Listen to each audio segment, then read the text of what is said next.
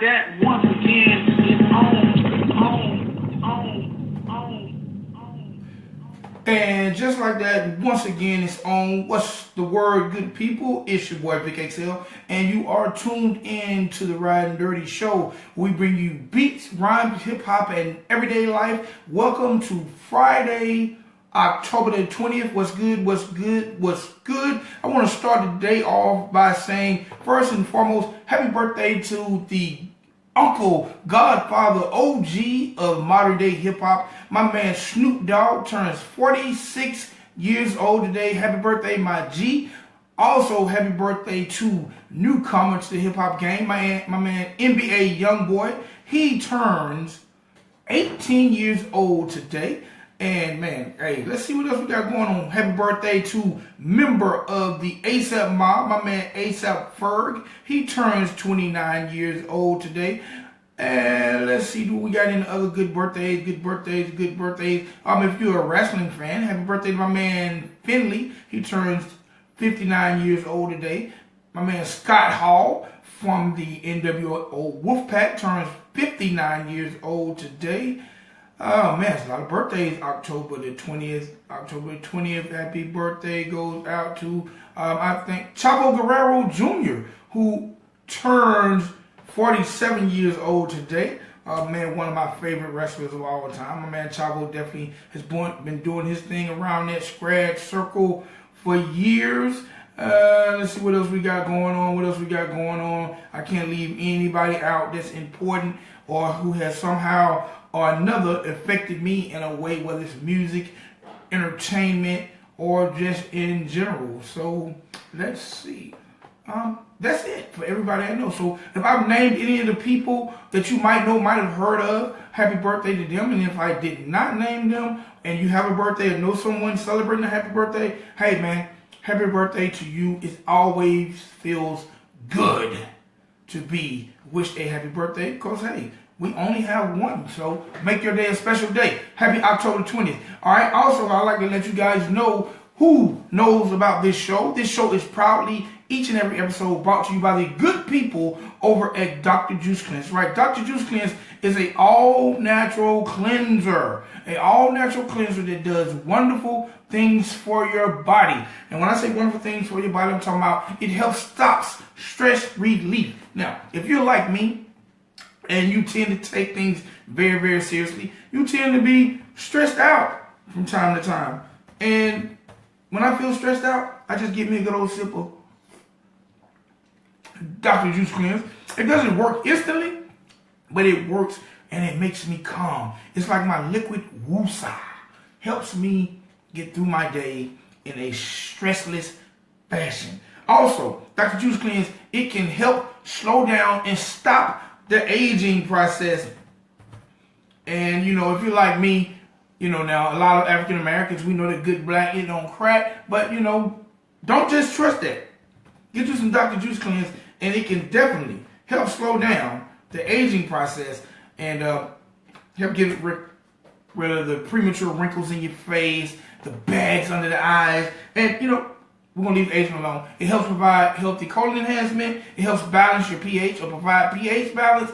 Dr. Juice Cleanse does so many good things for your body. Instead of me rattling off 30 plus minutes on everything it can do for you, what I want you to do is hurry on over to drjuicecleanse.com and tell our gracious sponsors, hello, how are you doing? And how can I get my hands on some Dr. Juice Cleanse? And that will definitely make you feel better. All right? One time for all my good people, all my Facebook Live people, thank y'all for checking in, man. Y'all are the real Ridin Durty fam. I love you guys. And we got a lot going on today, so I'm going to keep it going really fast. You know, I'm going to bring my guest on in a second. But what I want to do real quick before I get too deep into things is let y'all know that I'm feeling really good. The show has just got picked up by Spreaker. So a lot of people say I don't let them know about the places where we stream. So I'm going to let you know real quick. You can follow the Ridin Durty show. If you don't get a chance to check us out live, you can check us out on Spreaker.com, Mixcloud.com, Soundcloud.com. You can check out our YouTube page. You can check out, where are we at? Oh, blogtalkradio.com. And, hey man, you can just type in the words Ridin Durty. We're Googleable, and follow us wherever. Make sure you listen to the shows, whether you're at the gym, whether you're in your car, but just make sure you listen to Ridin Durty whenever you can, all right? All right, one time for my man, I joke a lot about him, but one time for my man, XXX Tentacion, the rapper from Florida, has just signed what they say for over $60 million to Caroline Music. I got to do some more research on that, but congratulations to him, man. 60 million. The young rappers are definitely doing their thing. So congratulations for him. Oof, man, $60 million. Golly. I also want to say one time for Alicia Keys, who will be returning back to The Voice next season.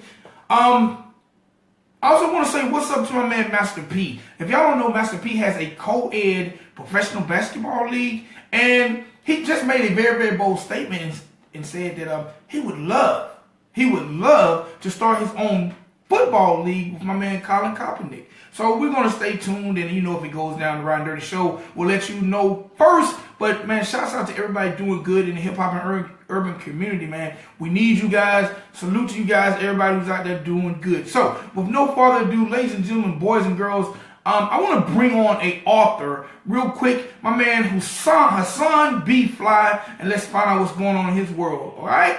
So, ladies and gentlemen, boys and girls, welcome to the show, Hassan Bfly. How you doing, my guy? I'm doing well. Thanks for having me. How about yourself?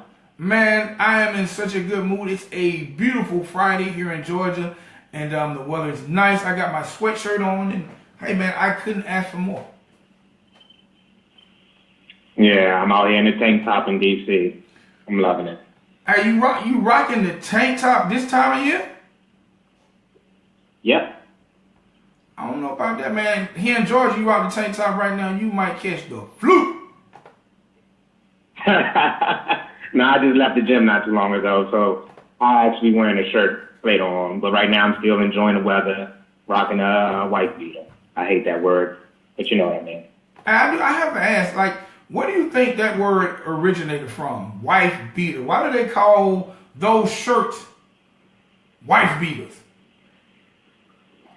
Damn, that's random. Actually, I don't remember the comedian's name, but it was a comedian. I think I saw him on Def Comedy Jam back in the day, and he was saying something about how you could tell a dude was a wife beater because he was rocking, the white tank top or whatever when he came outside. And then I guess some rapper later on picked up on it. Hey, you're probably right. Because I think, especially in the South, and I don't want nobody to hold this against me. This is just me being stereotypically probably wrong. But I know in the South, a lot of times, it's a huge redneck culture here. And I think a lot of times, we can picture a redneck with a dirty wife beater on, fresh off of whooping his wife's ass. Yeah, that's it. I don't know, but, I don't know. That's probably why the comedian got it. So let's talk a little bit about, am I saying it correct, Hassan Bfly. First of all, let's talk about the name and the uniqueness. All right, so Hassan Bfly. Hassan means like beautiful, excellent, or good, or whatever. I used to be Muslim, and I didn't want to give myself a name, so I asked my imam at the time to give me an attribute that I would go by. And he gave me Hassan, and the first definition he gave me was handsome. And I looked at him like, what? Like, nah, we're not going this route. Like, I don't get it. But then he explained it later, and he actually said it basically means excellence personified. I accepted it. The B-fly is short for butterfly. My breakthrough that led to the book we're going to talk about happened while I was incarcerated. I consider that my cocoon.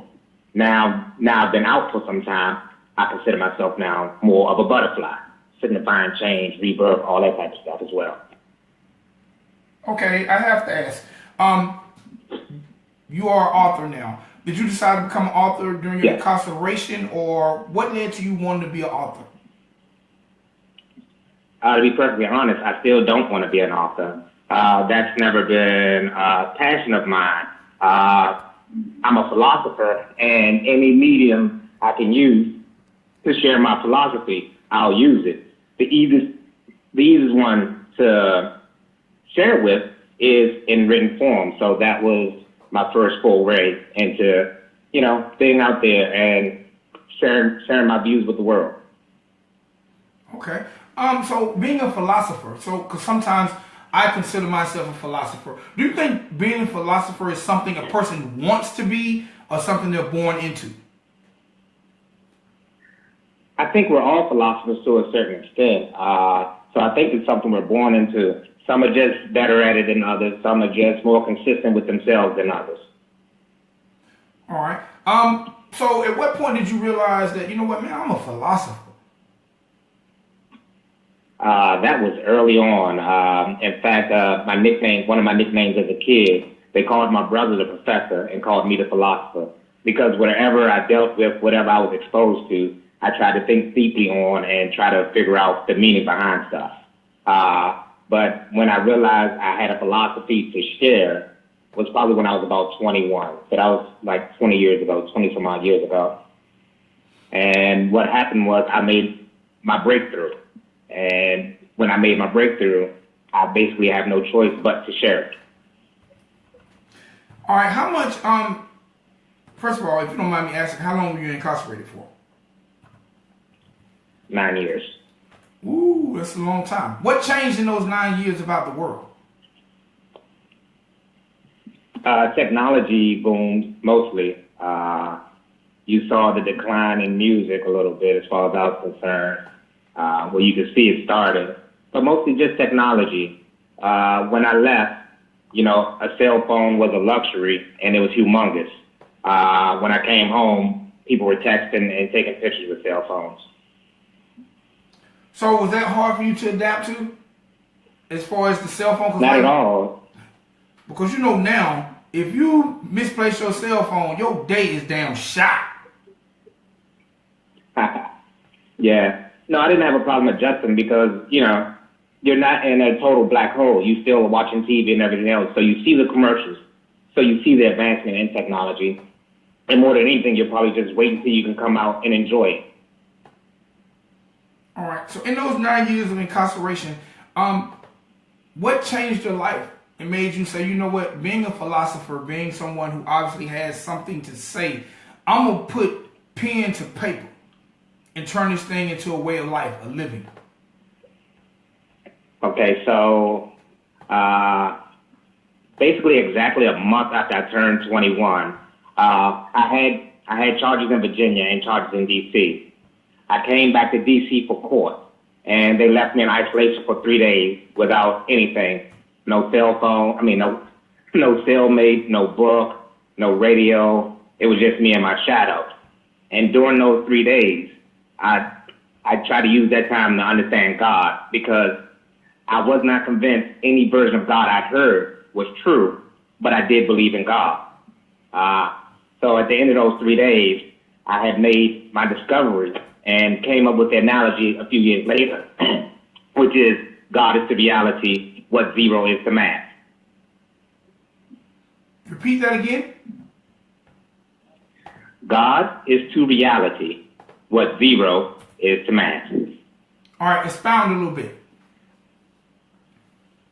Okay, so I see math as being the most objective science and honest language for defining and describing the attributes of reality. Zero, within the science of math, absolute zero, is the source of value for all numbers. It is symbolic for perfection, infinity, and absolute. These things all sound like God to me. I believe zero, whatever zero represents, has a correlation in reality. That correlation sounds exactly like God, minus the humanized aspects. Okay. Also, because I was doing my research on you, you also says with God is heaven or hell. Tell me a little bit about that and what that means to you. Okay, so with God is heaven or hell. When you understand the first analogy, God is to reality with zero to math, you pretty much see God as existent, but also the absence of everything else.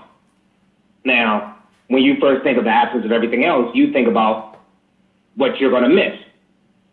Well, what's also missing is any negative that will make any positive worthwhile. And to me, the only way to be totally free of negativity, you would not need positivity as well. They balance each other out. So you would be in a state of perfection. Now, depending on your perspective, that would either be heaven, or if you're still busy missing everything, that would be torment or hell. Okay. All right. Are these things that you incorporate in your everyday life, and how has it improved your way of thinking and your way of existing, when it goes to day-to-day living? Well, for the most part, I'm at peace with whatever happens. I carry my woosah with me at all times. I guess that's the easiest way to explain that. I carry my woosah with me at all times. Yeah. Carry my woosah with me at all times. I like that, but do me a favor, because there are people who might not understand what woosah is. Explain. I got you. Hey, that sounds like a book title. Okay. Maybe. Okay, so, woosah is when you're at peace, your serenity, all that type of stuff. I say I carry my woosah because when I understand what true heaven is, it makes a shift in my perspective where I'm always ready to accept things as is and be content with things as is. Of course, there are things within my power I'm going to always try to influence to my benefit, but at the end of the day, the results aren't what's important. I carry that with me at all times. So when things are bad, I'm grateful for these bad experiences. When things are good, I'm grateful for these good experiences. Whatever may happen, I'm still in that same state of peace because my focus is on true heaven. And I know none of the things I'll ever experience, acquire, or even witness will ever be anything more than a pacifier. Do you feel like people tend to dwell too much on the good and the bad in life? Like, a lot of times when we have good things, we tend to brag and boast and talk about it. But also with the bad things in life, we tend to, woe is me. Like, do you think people tend to dwell too much on what's going on in their life day to day? Well, you're always going to be with yourself, so you should always dwell on yourself during your day-to-day life. But I think people dwell on their perspective instead of what is. Whatever happens is. It is what it is. You put the negative or positive spin on it. So I think people concentrate more on their perspective more than what it is that's going on. All right. Does that make sense? No, it makes sense. It makes sense. It makes all the sense in the world. Like, I once heard a person say that, we can determine the outcome of things based on how we actually greet the situation. Like, whatever or however it's going to be, we can determine the outcome on what our take is on it immediately. Do you agree with something like that? I think so. I normally stick to math when I deal with anything. So I look at everything as being absolute. And if you remember absolute value, like in the beginning of Algebra 1, everything is what it is. Perspective is based on you. Like, positive is what you want, negative is the opposite of what you want. Okay. But everything is what it is. So let's talk a little bit about your book. And the title of the book is Theology for the New Millennium, the Introduction of Intellectual Righteousness. All right. Number one, why is that title? Well, I made my breakthrough in the 90s. I did not publish until after the 2000s. Well, after the turn of the century, the first time around.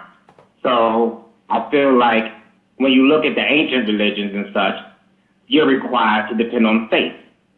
We're in the age of information now where I think you should be able to rely on your intellect in order to understand pretty much anything. So it's all about the new millennium, age of information, age of enlightenment, whatever it may be. And then the philosophy itself is intellectual righteousness. And this book is not the philosophy, it's the introduction of the philosophy. Okay, how hard was it writing and publishing your first book? Writing it was pretty difficult because it's a subject people are going to be prone to want to disagree with from the beginning. So I have to try to get all of my points across without boring people to death. That's a very hard balancing act.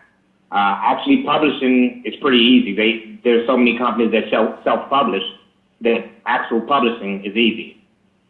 All right. How has the book been received? I mean, because it is a different way of thinking. It is definitely a arguable subject where people might want to challenge you. So how's the book being received at this point?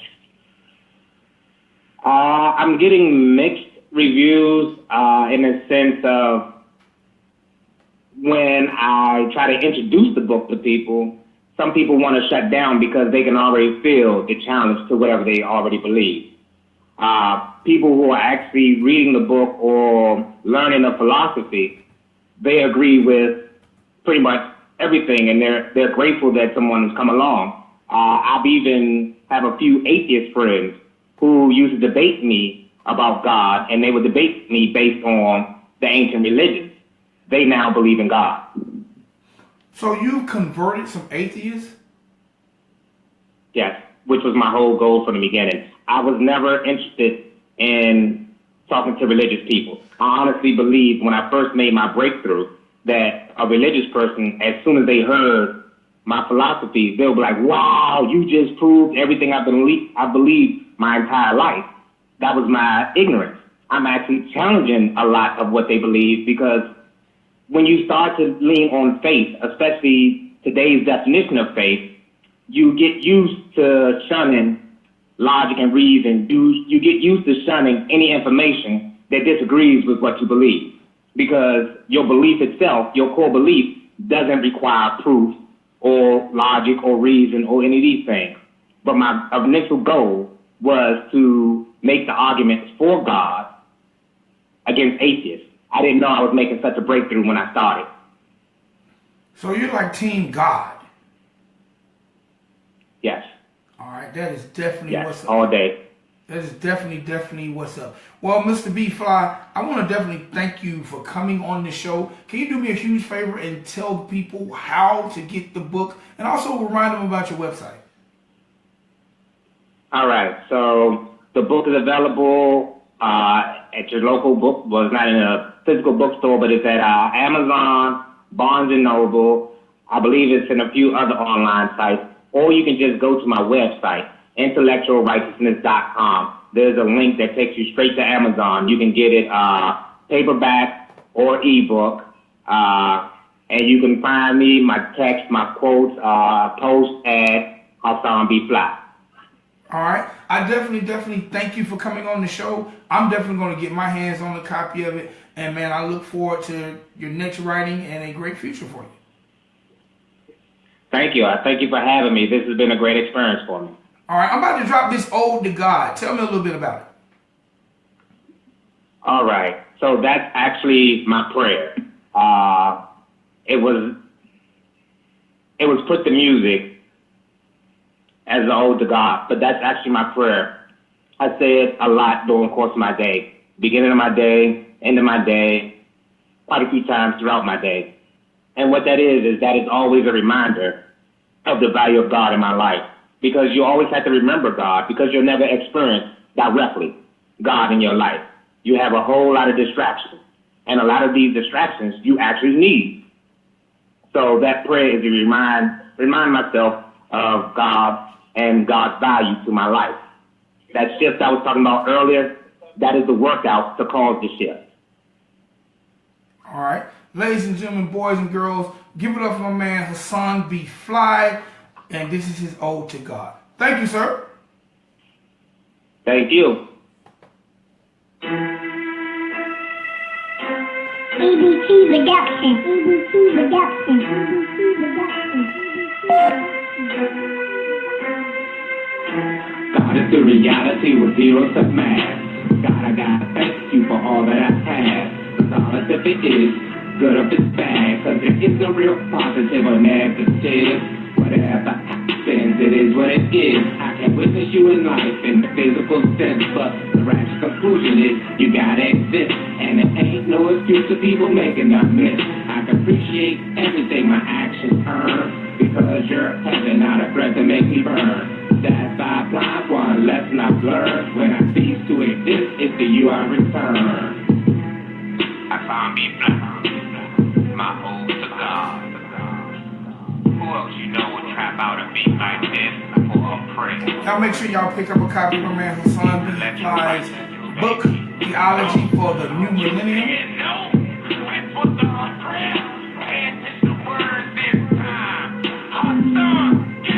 Started to reality with zero to math. God, I gotta thank you for all that I've had. Regardless if it is good or it's bad, cause there is no real positive or negative. Whatever happens, it is what it is. I can witness you in life in the physical sense, but the rational conclusion is you gotta exist, and it ain't no excuse to people making a miss. I can appreciate everything my actions earn, because you're heaven, not a breath to make me burn. That's five lines, one lesson I've learned. When I cease to exist, it's to you I return. One time for my man Hassan Bfly. Theology for the New Millennium. Make sure y'all get that book, man. Alright? You got to read more. Alright, ladies and gentlemen, boys and girls. Alright, ladies and gentlemen, boys and girls, that was my man Hassan Bfly. Y'all make sure y'all pick up Theology for the New Millennium. Learn you something. My man is Team God. Alright? Alright. Now, ladies and gentlemen, boys and girls, you know the Ridin Durty show. We've been doing it for a long time with 15 years of radio experience. And you know one of the most important things that has come along to this show was a segment I started with my man. I just introduced it to him and he took the ball and ran with it like a great running back. But it's so inspirational. I like to end the show with it because it will lead you into a very, very enlightening day. So ladies and gentlemen, boys and girls, I'm finna be out of here. But before I do, have a happy Friday. And this is my man, One Purpose Mind with Riding with a Purpose. I'll see y'all Sunday night. Let's get it. Order in the court. Order in the court. I wish I had that hammer. That hammer that the judge used. Hey, can you find that for me, man? Drop that thing real quick, bro. Order in the court. Today I want to talk to you about guilty by association. We all heard the sayings, man. Birds of a feather flock together. You are what you eat. The most popular one is you're a product of your environment. So what I want to ask you this morning is this, or tonight, wherever you're tuning in from. Who are the people that are surrounding you? Who do you interact with the most? 10 seconds. Think about it. Write those names down. Now ask yourself this. Are they adding any value to your life? Doesn't matter if it's 20% value, or are they just social friends? You know social friends are. Y'all just go hang out, go to the club, y'all just go out to eat. I'm talking about the people that are adding substance to your life. Have any of those people around you? Or do you have more social friends than substance friends? We need more substance friends, y'all. Time to do a self-assessment. Because if you really want to go to that next place in your life, you got to take off the dead weight. Now, I'm not talking about people that are around you that's giving you constructive criticism or constructive feedback. Those are the people that you want around you. I want to be around people that are driven by something. People that are always motivated. Now, every day is not peaches and cream. But I want to be around the people that can make adjustments in the midst of a storm. That might have trials and tribulations, but you watch them fight through it. Put me around those people. Put me around the warriors. Put me around the people that are willing to fight no matter what it looks like. When it's raining, they're trying to find the sun through the rain. Put me around the people that got faith so I can link up with that brother or that sister and say, man, I'm going through this, but they believe with me. Put me around them kind of people. It's time to make the adjustment. Put yourself around people of substance and not just social. I want some substance friends, not social friends. Tell yourself that. Tell yourself that, because that's going to be the person that's going to correct you. That's going to be the person that pushes you. That's going to be the person that's going to pour into your life. I'm here to tell you today, if you really want to go to that next degree in your life, whatever that area of opportunity is, check your association. You don't see eagles hanging out with chickens. You don't see buzzards trying to fly with eagles. But you do see eagles hanging out and soaring with eagles. Check your circle. No, I'm checking mine. I would strongly suggest that you check yours. And guess what? One more thing. The people that you associate yourself with, they're not going to always tell you the right thing. What you mean by that? They're not going to always tell you the things that you want to hear. They're not going to always butter up your biscuit. But they're going to tell you, hey man, you need to do this. You should do this. Put people around you that means good by you. That's it, man. It's a simple message, but it's not simple unless you're a fighter. You now tune into another edition of Riding with Purpose. My boy Vic XL, my boy J Av on the track. We out. Peace. All right, ladies and gentlemen, boys and girls, that was Riding with Purpose right here on the Ridin Durty Show. I'm about to get up out of here, man. Just remember, I love you guys. Enjoy your weekend. Be safe. And I'll be back Sunday night at 11 p.m. Do me a favor, man. Y'all come in. Y'all come here. Give me a big old hug. Give me a big old hug, man. I miss y'all. I ain't been on in a while. Give me a hug. Give me a hug. All right. It feels good. Thank you. Thank you. Thank you. Your boy Vic XL. We out. Peace.